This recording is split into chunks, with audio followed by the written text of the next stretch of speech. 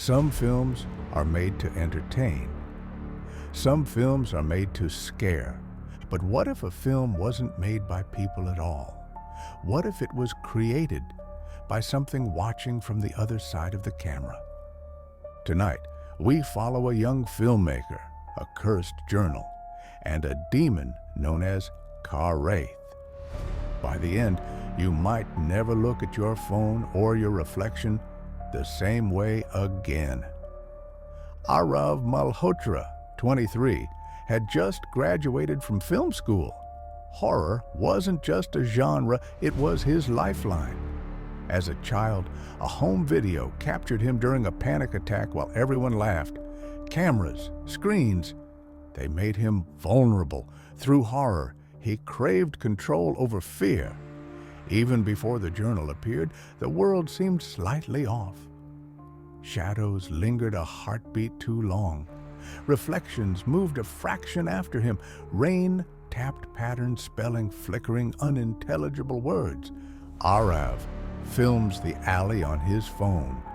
For a split second, a pale figure appears behind him, smiling silently. He spins. Nothing. Heart racing. It's just a reflection, right?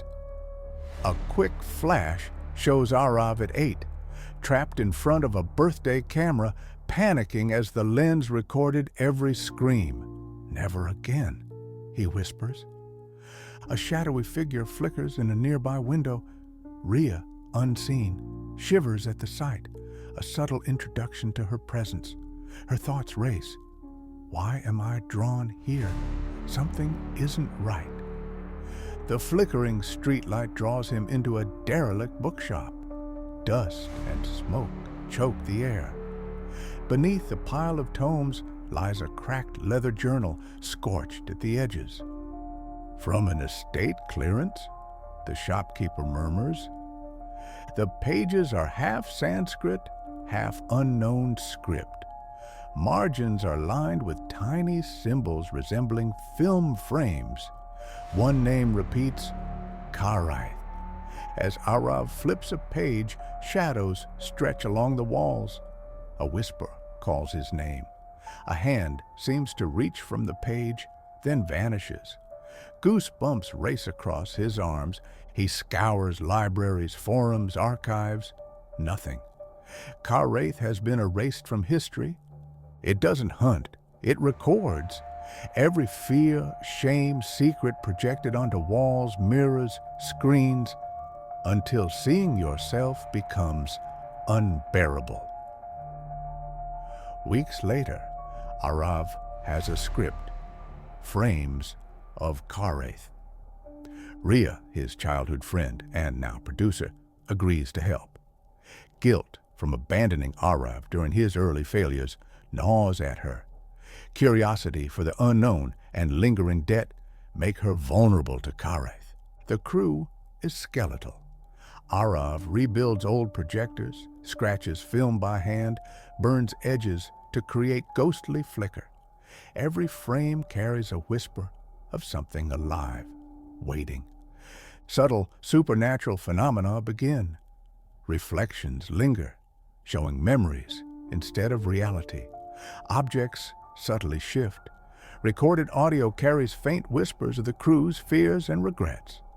Premonitory visions appear in frames, temperature drops near the journal, and faint scents of smoke or ash arise. Arav hears distant children's laughter, a faint static buzz, and cold drafts that raise the hair on his neck.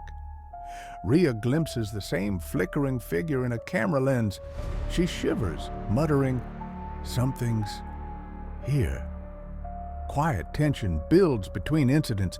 Books fall without touch. Chairs shift subtly, and crew members whisper in fear. Paranoia spreads slowly, giving the audience moments of unease before the first death.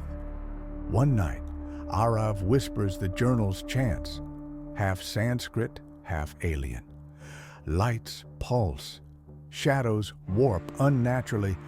A chair slides across the floor. A figure lingers in the corner, always vanishing when approached. The editor's phone buzzes. No one touched it. There's a file, no source, one frame, the symbol from the journal, he whispers.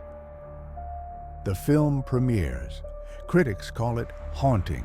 Clips go viral. Memes appear. KARAITH is watching. Arav becomes a whispered legend. The unraveling begins gradually. Reels run hot. A critic walks out pale, claiming the film revealed a secret only he knew. Trailers online subtly shift. Faces appear where none should exist. Forums buzz. At 3:14, my webcam turned on. The file showed me asleep. I saw my ex in the background, but no one filmed us. The first death creeps in slowly. Crew members argue, trust erodes. Minor hallucinations replay betrayals or forgotten fears. Walls plastered with film strips show intimate moments nobody filmed. KARAITH thrives on observation. Its presence is quiet but oppressive. Even a glance at a reflection feels dangerous. KARAITH's influence deepens.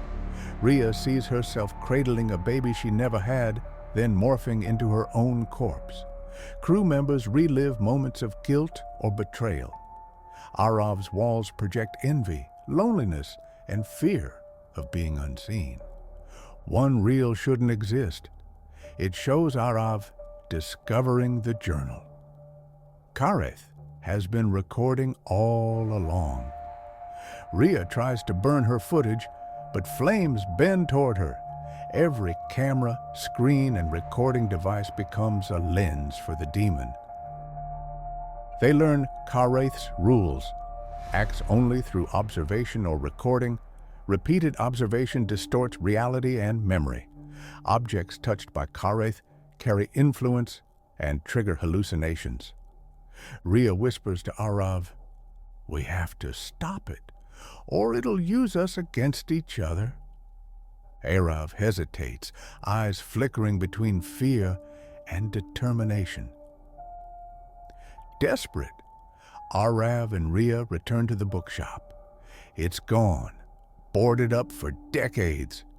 They trace the journal to a crumbling mansion once owned by Devendra Kapoor, a filmmaker who vanished in the 1930s attempting a KARAITH film.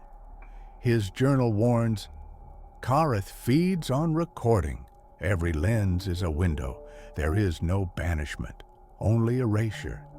Arav realizes filming KARAITH immortalized it. Every copy spreads its influence. Every viewer becomes prey. They argue over destroying the master reels. Projectors flicker, reels writhe, clawing doors, pounding mirrors, screaming, they flee. Arav burns the masters. Silence for a heartbeat. The phone buzzes. Master _nothing. Fire films from within, smoke spells, KARAITH. Projectors erupt, projecting strangers, festival goers, online viewers. Every eye that watches becomes prey. Rhea begs, "Burn them all!" Arav strikes a match. Reels hiss like serpents, curling into blackened shapes. Smoke claws the ceiling, twisting into screaming faces. Flames consume the masters, but shadows whisper secrets only he knows.